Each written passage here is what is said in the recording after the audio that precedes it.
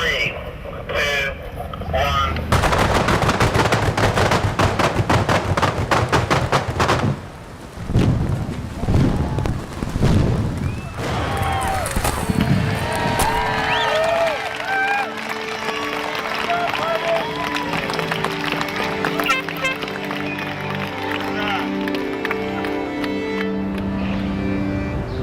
Where I am now is where the Sony Bravo advert was filmed.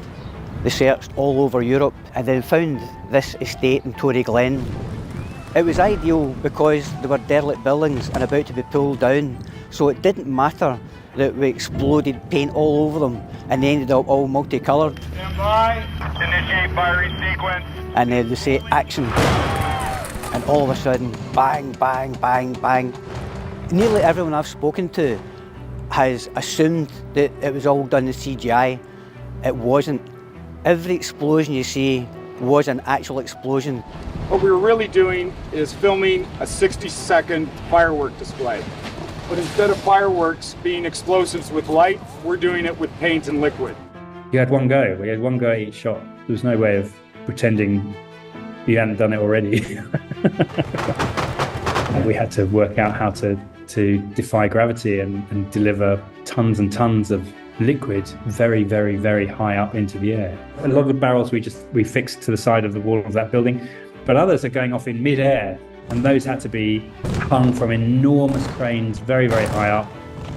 We went to great lengths to cover up with canvas the buildings on either side that were still being lived in. The paint was water-based. It was environmentally friendly. A lot of the crew would get splashes from the paint. They would wear, disposable boiler suits, and often the camera would be under an umbrella with a big plastic sheet over it. For a 60-second advert, it was a multi-million-pound production. The amount of money they spent on it was, at that time, about the same amount of money they would spend in making films, feature films in Scotland. We're going through the full colour spectrum all the way to the top of the building. We're using direct sunlight, back three-quarter, and there should be a very vibrant colour spectrum available. It was an incredibly complicated bit of timing. We didn't know whether it was all going to work, whether those explosives were going to go off, whether the explosions were going to be satisfying, and whether they'd all been wired correctly. There might have been loads of missing ones. It could have all just stopped halfway going. It was yes, it was an incredibly tense moment when we were winding up to pressing the button.